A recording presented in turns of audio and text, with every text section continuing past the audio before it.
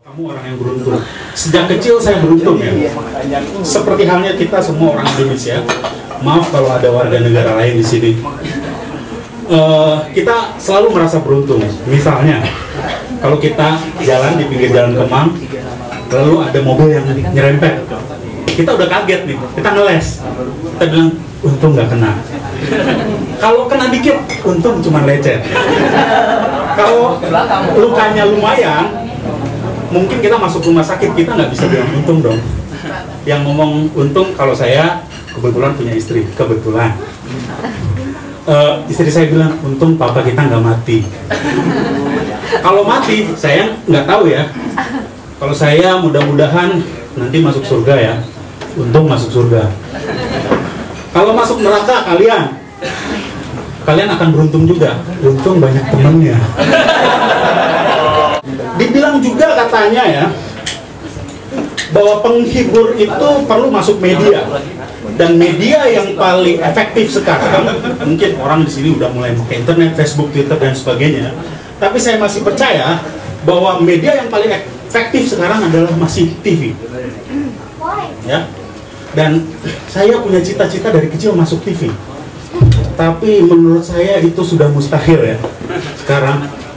Karena dulu TV besar kan. Sekarang TV makin kecil, sayanya makin besar. Jadi sulit bagi saya masuk TV. Mudah-mudahan ada mukjizat, karena saya orang beruntung. Berikutnya adalah soal pelawak lagi. Oh, ini masih soal TV, sorry ya. Ini kali pertama, sorry ya. Masih soal TV. Apa media lain setelah TV? Radio. Radio masih ada sih fansnya, terutama orang-orang yang punya mobil, karena susah ya mengendarai sambil nonton TV ya. Tapi kalau mendengarkan radio, ya selamat datang. Jadi masih ada lah pasarnya. Tapi lucunya, walaupun nanti mungkin nggak lucu ya. Lucunya antara TV dan radio, itu dalam meliput hal yang sama, hasilnya bisa berbeda.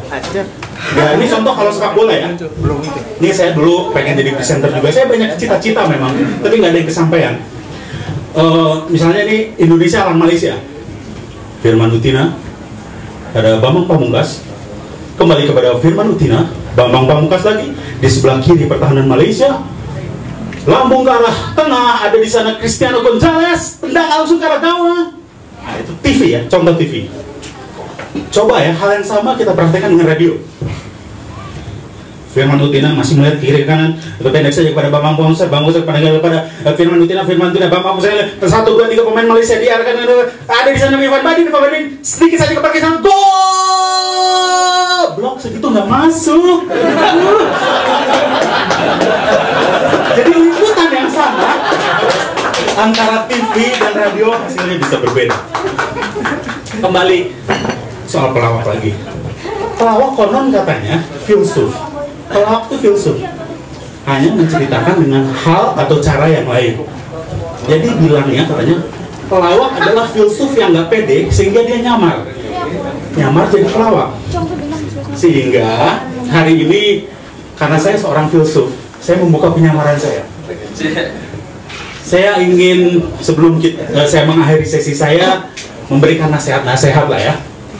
Karena saya cukup tua di sini, walaupun bukan yang paling tua. Muka saya agak imut sih, tapi anak saya sudah 2. Pertama, nasihat untuk mbak-mbak sini kayaknya banyak yang jomblo ya. Jangan kelamaan jadi jomblo, karena untuk perempuan itu menjomblo terlalu lama itu berbahaya, karena susunya bisa expired. Lalu berikutnya untuk mas, jangan seneng dulu, mas juga kebagian nanti. Untuk mas-mas yang ngejomblo, itu jangan kelamaan ngejomblo, karena kabarnya burungnya itu kalau kelamaan didiemin jadi bangkai, burung bangkai. Dan hidup ini memang harus selalu belajar ya. Umur saya udah sekitar 30 sekian lah, saya belajar terus ya. Dulu ya istri saya nggak ikut ya, dulu saya ngejar juga tuh istri saya belajar bagaimana menaklukkan hati dia. Setelah ditaklukkan saya pacaran, saya belajar bagaimana mengetahui dia lebih dalam, masuk ke pernikahan. Saya belajar lagi belajar untuk setia. Setelah setia, punya anak satu, saya belajar untuk menyayangi anak saya. Punya anak dua, saya belajar untuk adil. Jadi kalau belajar untuk adil nggak perlu poligami ya, cukup 2 anak aja. Punya anak 3, saya belajar untuk kerja keras. Kenapa? Yang nafkahin tambah banyak. Kalau punya anak 4, apa yang perlu dipelajari? Pakai kontrasepsi. Pelajaran lain yang perlu adalah terutama ya di sini, kenapa ya kita bicara soal pendidikan, belajar dan pendidikan. Konon katanya pendidikan yang baik mencampur antara teori dan praktek.